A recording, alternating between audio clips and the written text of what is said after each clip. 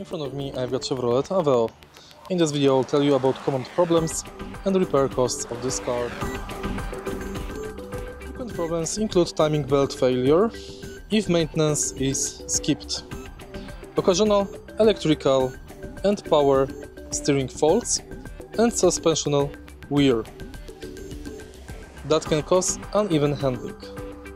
Despite the problems, repair costs are low, hovering around $616 on annual average, with most parts being affordable and widely available except for major engine repairs after timing belt break, which could reach 300 to 500 euros. Reliability is rated as somewhat reliable, particularly if the car has been cared for and serviced regularly. If you find this video helpful, please leave a like, comment and subscribe.